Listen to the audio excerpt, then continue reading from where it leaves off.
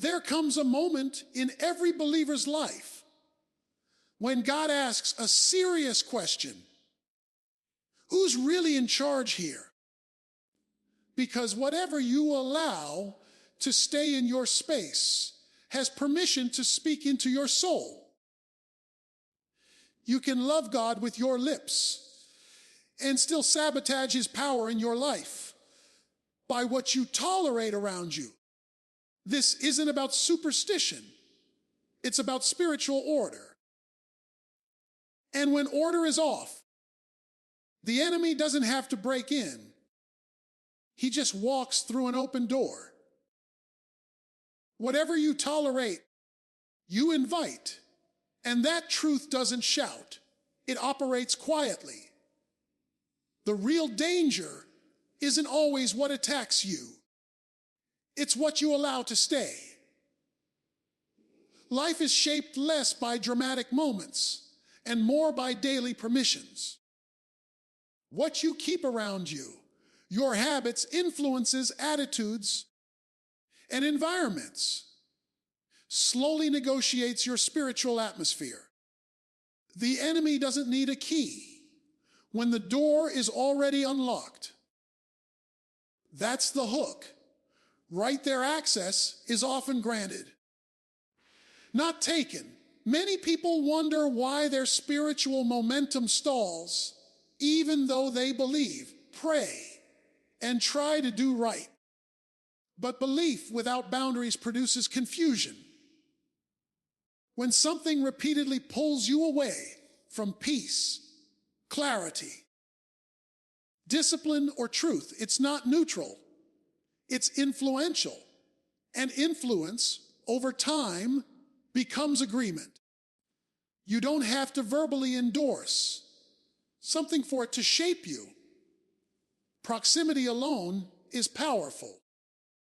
What stays close long enough eventually speaks loud enough. Toleration is subtle. It disguises itself as flexibility, culture, or it's not that serious. But spiritually, toleration is permission with good intentions. When you make room for influences that contradict God's standards, you may not feel an immediate collapse, but you will experience a gradual erosion. Conviction softens, sensitivity dulls, and discernment weakens. That's not accidental. That's atmospheric. The environment you create determines the strength you experience. Here's the uncomfortable truth. You cannot cast out what you keep inviting back in. Authority only works where alignment exists. You can't rebuke confusion while entertaining chaos. You can't pray for peace while feeding anxiety. You can't ask for deliverance while holding on to the very thing that's keeping you bound. That's not judgment. That's order. And order is how heaven releases power on earth. What you tolerate also teaches others how to treat you. People, habits, even thoughts. If you allow disrespect, distraction, or disobedience to stay unchecked, it assumes ownership. The soul doesn't remain neutral, it adapts. What you don't confront, you confirm. Over time, toleration reshapes your appetite until what once disturbed you starts to feel normal. That's how strongholds form, not through force, but through familiarity. The good news is this: the same door that allowed the wrong influence in can be shut with a decision. You don't need more noise, more effort, or more emotion.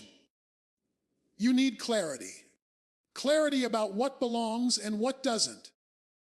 When you remove what opposes God's truth, you don't lose freedom. You recover it. Freedom isn't found in having more options. It's found in making better choices. Every life is sending signals. The question is, what message are you broadcasting? When you raise your standard, you change your atmosphere. When you draw the line, you reclaim authority. And when you stop tolerating what weakens you, you step into the strength God intended you to live with all along. Spiritual power does not operate randomly. It flows through spiritual order. Power follows structure, the same way electricity follows wiring.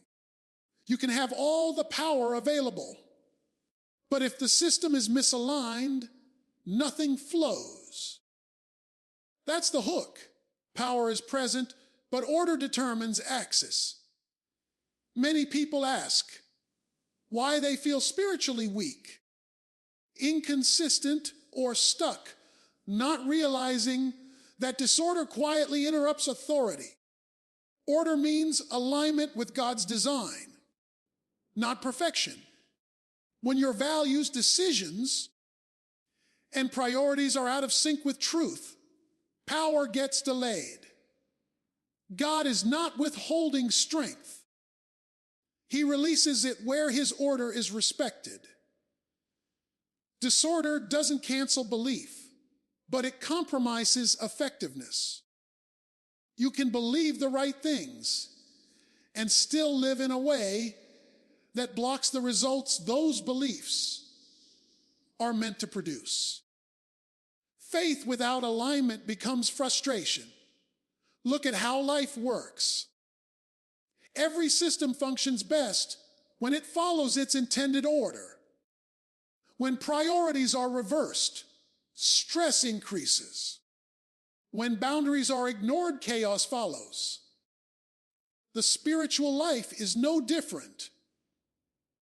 When emotions lead instead of truth, when convenience overrides conviction, when habits dictate direction instead of purpose, disorder sets in. And disorder always comes with a cost. Confusion, instability, and inconsistency. Disorder never announces itself. It shows up as exhaustion.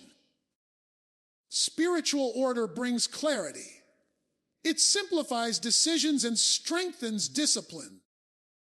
When God's authority is placed where it belongs, first, not second or occasional, everything else begins to fall into position. That's not control, that's alignment. And alignment produces confidence. You move differently when your life is ordered. You pray with expectation, decide with wisdom, and respond instead of react. Order doesn't limit life. It unlocks momentum. Many people chase power through activity instead of alignment. More effort, more words, more movement.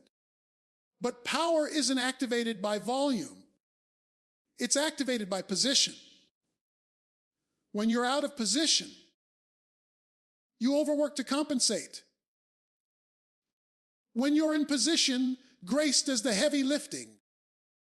That's why some people look busy, but stay stuck, while others move steadily with peace. Right position reduces unnecessary pressure.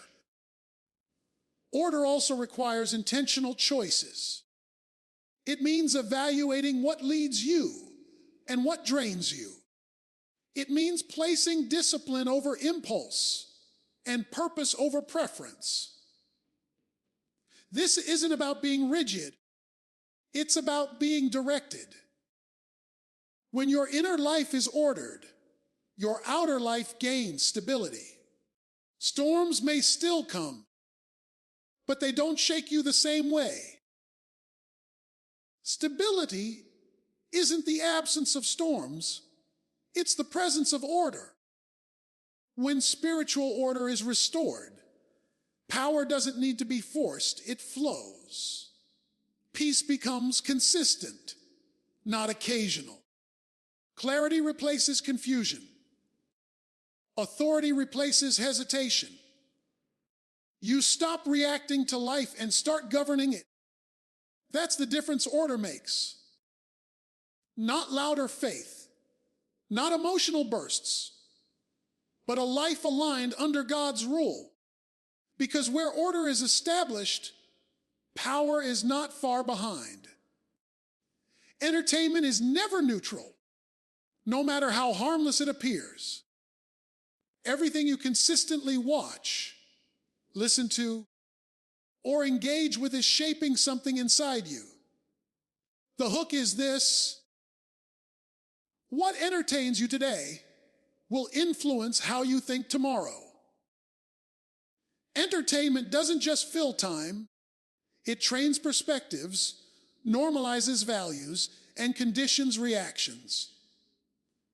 It may not demand agreement, but it quietly shapes appetite, and appetite eventually directs behavior.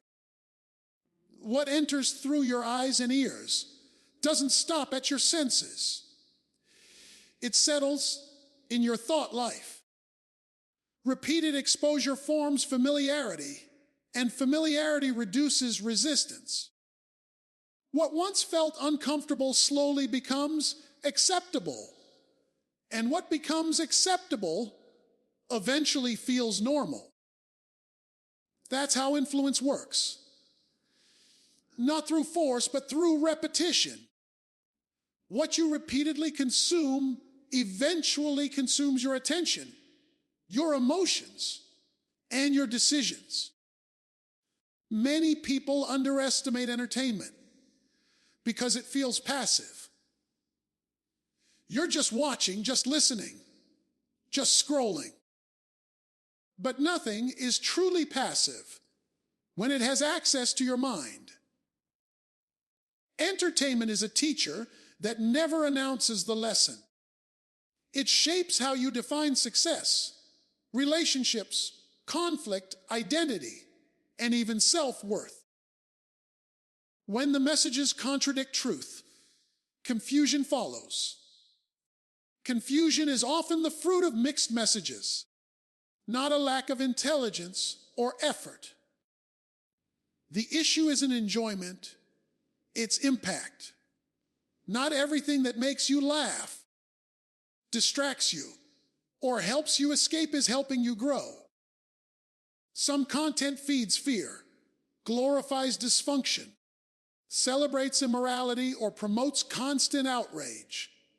Over time, that atmosphere affects emotional health and spiritual clarity. You may not imitate what you see, but you will absorb how it thinks. Absorption happens long before imitation.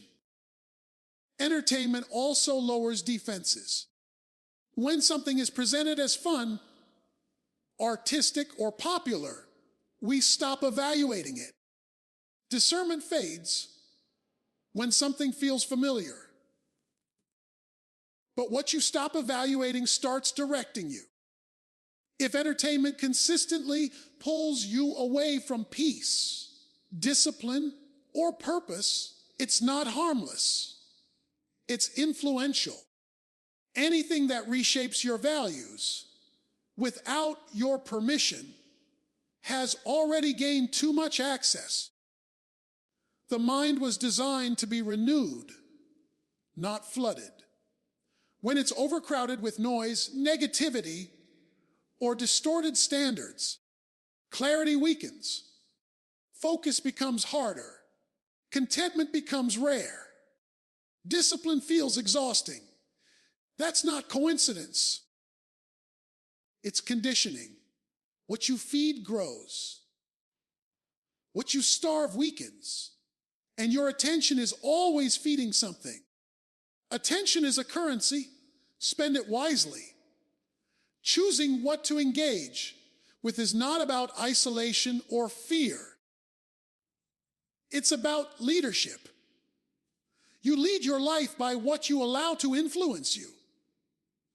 When entertainment aligns with truth, creativity, growth, and integrity, it refreshes instead of drains. But when it pulls against those things, it slowly erodes them. You don't have to eliminate everything. You have to evaluate everything. Freedom isn't the absence of limits. It's the presence of discernment. The most powerful shift happens when you stop asking, "Is this allowed?" and start asking, "Is this shaping me in the direction I want to go?" Because entertainment is never neutral. It's either reinforcing who you're becoming or quietly working against it. Victory and compromise cannot occupy the same space. The moment you choose to hold on to what weakens you, you forfeit the strength you're praying for. That's the hook. You can't move forward while dragging what was meant to be left behind. Many people want breakthrough without release. Progress without change results without responsibility. But victory responds to surrender, not intention. It compromises rarely loud. It doesn't announce itself as rebellion. It presents itself as convenience. It whispers, "Just this once," or "It's not that serious." But compromise is serious because it divides loyalty. When your values are split, your power is diluted. You may still function, but you won't flourish. You may still believe, but you won't operate with authority. Compromise doesn't destroy faith. It disables effectiveness. The danger of compromise is that it keeps you close enough to truth to feel uncomfortable, but far enough from obedience to remain stuck. You know better, but you don't move better. And that tension creates frustration. You pray for doors to open while refusing to close the ones, draining your strength. You ask for clarity while protecting habits that blur your focus. You can't ask God to override what you insist on maintaining. Partial surrender creates partial results. When some areas are submitted and others are off limits, growth becomes inconsistent. Peace comes and goes. Confidence rises and falls. Discipline feels forced instead of natural. That's not because God is unreliable. It's because alignment is incomplete. What you refuse to release will always limit what you can receive. Compromise also changes how you fight. Instead of standing firm, you negotiate. Instead of resisting, you rationalize. You start explaining what should be eliminated. But the longer compromise stays, the more comfortable it becomes. And comfort with the wrong thing always costs more later. What you tolerate today becomes harder to confront tomorrow. Victory requires decisiveness, not perfection, but direction. It means choosing obedience over convenience, discipline over desire, purpose over preference. That choice won't always feel good, but it will always produce strength. When you let go of what compromises you, you don't lose pleasure. You gain control. And control is essential for momentum. You can't govern what you won't discipline. Many people think letting go means giving something up, when in reality it means gaining something back. Clarity, confidence, peace, authority. Compromise keeps you reacting. Surrender positions you to lead. When you remove what weakens your resolve, your yes becomes stronger and your no becomes clearer.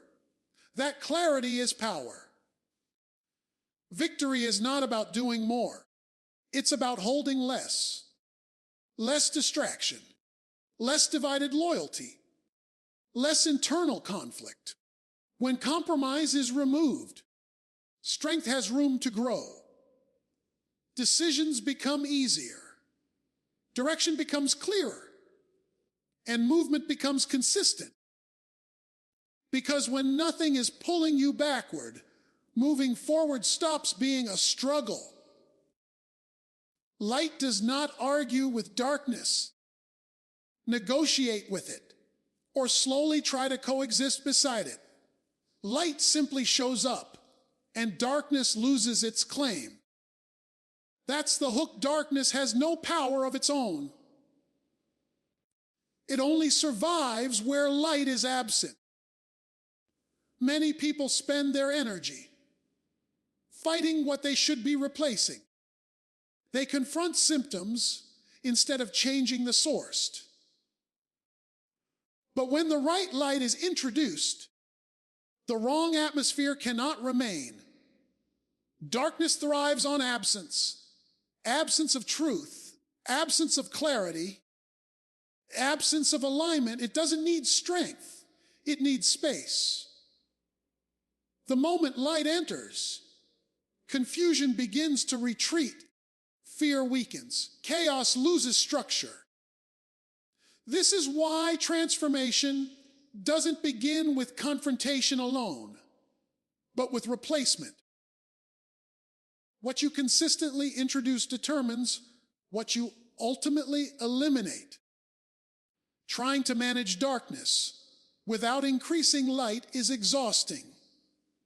You keep addressing the same issues, the same cycles, the same struggles, wondering why nothing changes. But darkness doesn't respond to effort. It responds to exposure. When truth becomes consistent instead of occasional, when discipline becomes intentional instead of emotional, when alignment becomes a lifestyle instead of a moment, darkness has nowhere to hide. Consistency in light produces authority in life. Light also brings clarity, and clarity brings confidence. When things are illuminated, you see what belongs and what doesn't. Confusion fades because confusion depends on obscurity. Many people remain stuck not because they lack ability, but because they're operating in dim environments. Too many mixed messages, too many conflicting influences. Clarity is not discovered by accident, it's created by illumination. Light doesn't just remove darkness externally, it strengthens you internally. When your inner world is illuminated by truth, your responses change. You don't react as quickly. You don't panic as easily. You don't compromise as often. That's because light stabilizes perspective. You stop guessing and start discerning. Discernment grows where light is welcomed. The challenge is that light requires openness. You can't benefit from light while keeping areas intentionally hidden. Darkness survives in secrecy, denial, and avoidance. But exposure isn't about shame, it's about freedom. When light touches what's been concealed, healing can begin. What is exposed can be corrected. What is hidden remains in control. Light also brings warmth, not just visibility. It restores hope, energy, and direction.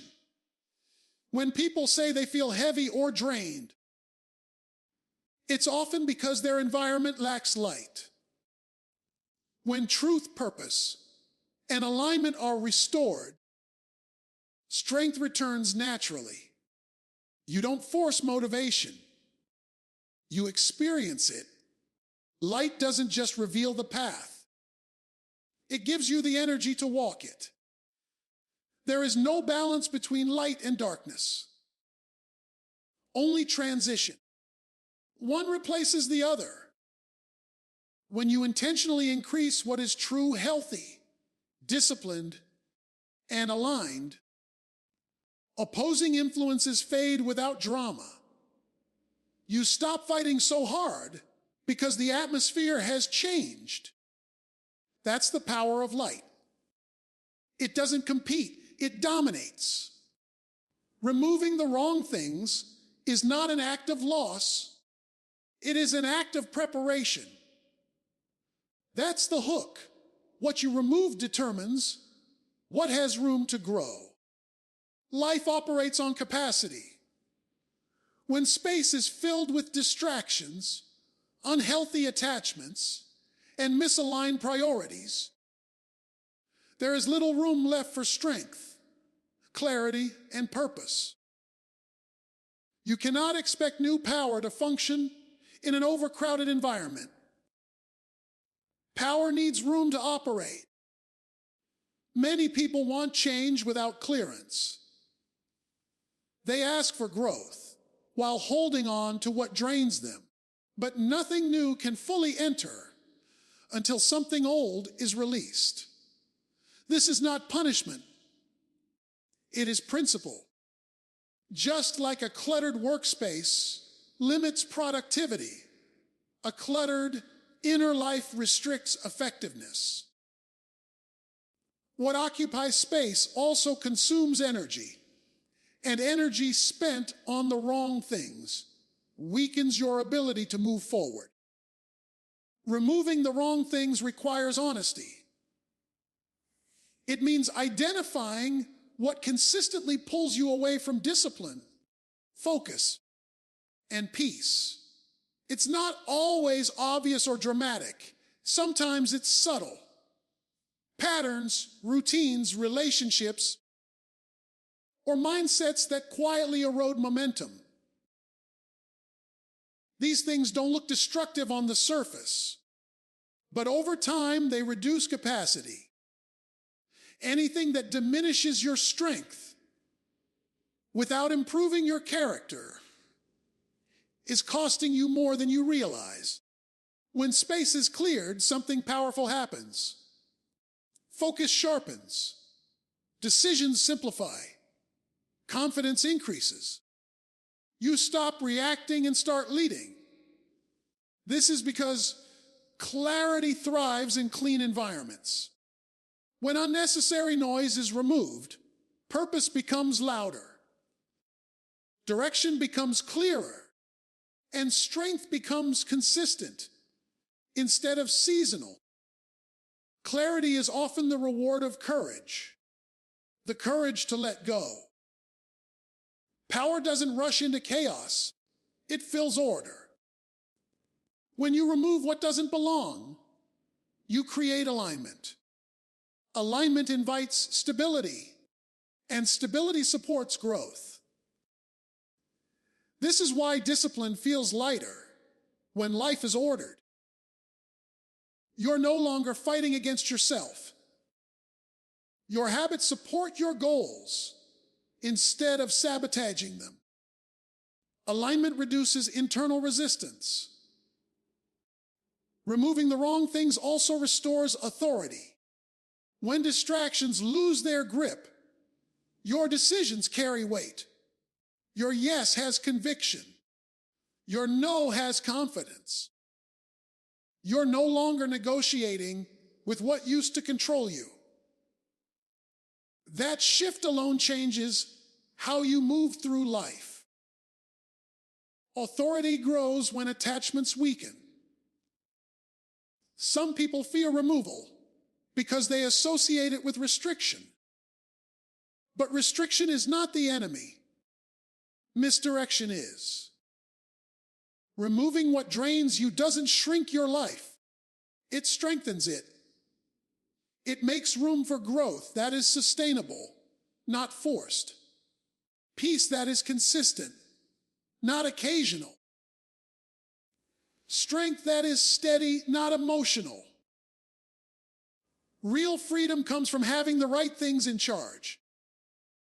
As the wrong things exit, the right power enters naturally. You don't chase it, it fills the space you've prepared. Confidence replaces insecurity. Discipline replaces chaos. Purpose replaces confusion.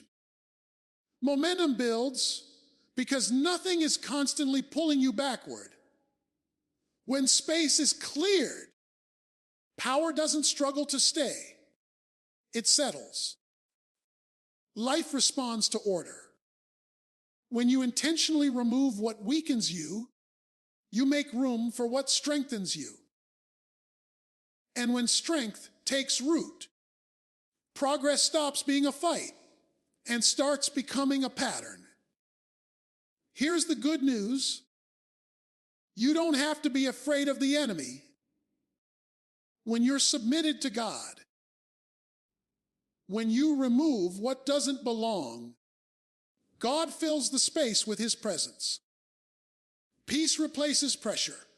Clarity replaces confusion.